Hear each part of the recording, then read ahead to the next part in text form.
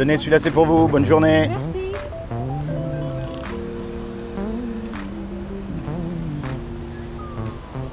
Tenez mon ami, celui-là c'est pour vous, bonne journée, vous allez bien? Oui, merci beaucoup. Moi je fais des petites vidéos YouTube pour savoir un peu ce qu'ils pensent les gens. Parce que vous avez vu avec le coronavirus, on ne sait pas trop ce qui va nous arriver. Oui, Mais un jour on va mourir quand même. Ah, et après, qu'est-ce qui va se passer à votre avis? je sais pas. Vous n'avez pas de religion, pas de croyance, rien? Ah, vous croyez pas en Dieu? Ah, si. Ah, bon, bah alors. Vous savez, quand on meurt, on va être jugé. Oui. Et on va être jugé par rapport au bien ou au mal qu'on a fait. Donc la question à se poser, c'est de savoir comment est-ce qu'on sait si on fait du bien ou du mal. C'est ça qui est le plus important. Donc Dieu, il nous a donné une loi pour ça. Et cette loi, elle s'appelle les 10 commandements. Vous connaissez les 10 commandements? Non. Alors, on va voir comment vous allez faire quand vous allez mourir. Et attention, je ne vous juge pas parce que moi, j'ai lamentablement échoué au test. D'accord? Il y a un commandement qui dit « Tu ne mentiras pas ». Est-ce que vous avez déjà menti? Oui. Comment on appelle quelqu'un qui a menti? Un menteur. Menteur. Et il y a un commandement, il dit « Tu voleras pas ». Est-ce que vous avez déjà pris quelque chose qui n'est pas à vous? Oui. Même une petite chose. Comment on appelle quelqu'un qui prend quelque chose que ce n'est pas à lui? Un voleur. Il y a un commandement qui dit il faut obéir à ses parents. Est-ce que vous avez toujours obéi à vos parents? Toujours, toujours, toujours. Eh non, c'est pas possible. Vous savez pourquoi les belles... Moi non plus, c'est ce que je vous ai dit. Moi, j'ai tout échoué. J'ai menti, j'ai volé, j'ai désobéi à mon parent. J'ai pas mis Dieu en premier dans mon cœur tout le temps. Mais c'est pour ça qu'elle est belle, cette loi. Parce que justement, elle montre qu'on ne peut pas se juger les uns les autres. On est tous pareils. Regardez un petit garçon. On n'est pas obligé à lui apprendre à faire des bêtises. Par contre, pour lui apprendre à faire du bien, il faut qu'on lutte. Parce que le péché, il est en nous. Depuis la conception, depuis le ventre de notre mère, on est déjà mauvais. Voyez? Et donc, si on meurt et qu'on est jugé par rapport à cette loi-là, on va être déclaré coupable. Et si on est déclaré coupable, la punition de Dieu, c'est l'enfer pour l'éternité.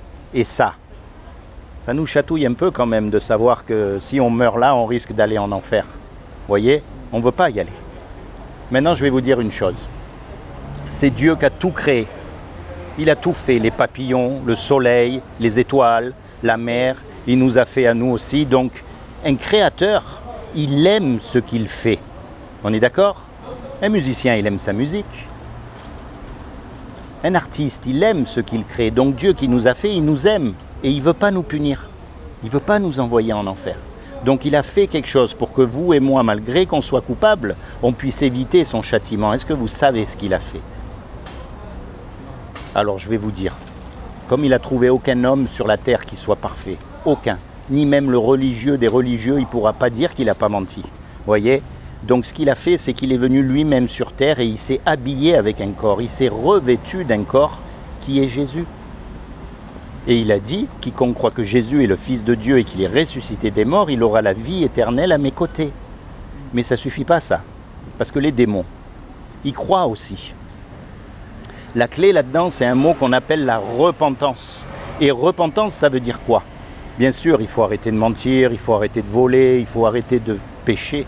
Mais l'essence même de la repentance, ça veut dire de se tourner vers Dieu et de commencer à avoir une relation personnelle avec lui, de lui parler. Parce que vous êtes passé par des endroits où moi je ne suis pas passé et vice-versa. Vous avez toute une vie, d'accord? Et Dieu veut s'inviter dans votre cœur.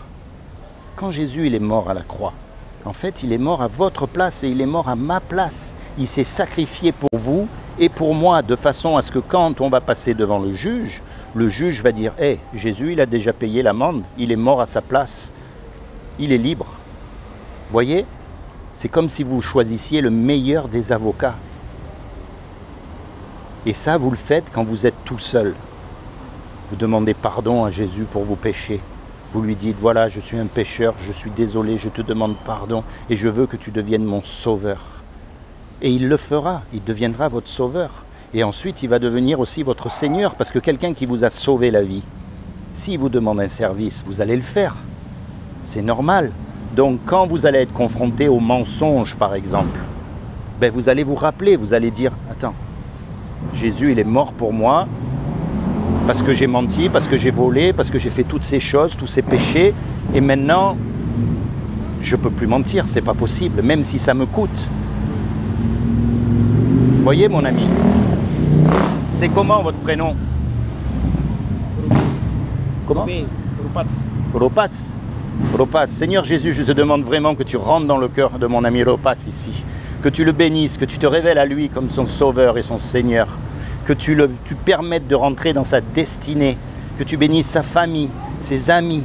Que tu lui donnes le désir de son cœur. Sois béni mon ami. Est-ce que tu as une Bible à la maison? En fait, je ne viens pas d'ici. Du coup, c'est pas grave. Ouais, c'est dans le monde entier. Alors je vais te faire cadeau une Bible. Tu veux? Comme ça, tu vas apprendre à connaître Jésus. Tu es d'où? Là,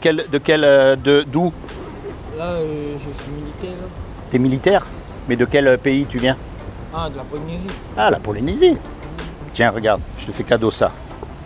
Surtout militaire, hein, vous êtes confrontés souvent à la mort. Et c'est la vérité.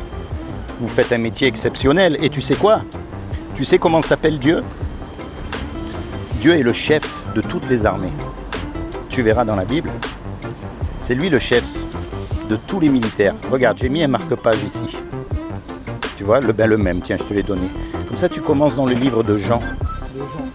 Et tu vas apprendre à connaître Jésus. Parce que le plus important, c'est que tu te rapproches de lui. Quand tu es tout seul, pas comme les hypocrites devant tout le monde, ça ne sert à rien. Quand tu es tout seul, tu lui parles. Tu lui dis, moi je connais tout ce que tu as dans ton cœur. Tes doutes, tes incertitudes. Quand tu pars en mission, tu lui demandes de te protéger, de venir avec toi. Moi j'ai des témoignages de soldats qui peuvent te dire qu'ils ont été protégés. Ils sont de Nouvelle-Calédonie. Tiens, j'ai un ami de Nouvelle-Calédonie, c'est pas loin de la Polynésie. Ben, lui, il peut te raconter que plusieurs fois, ils ont été protégés.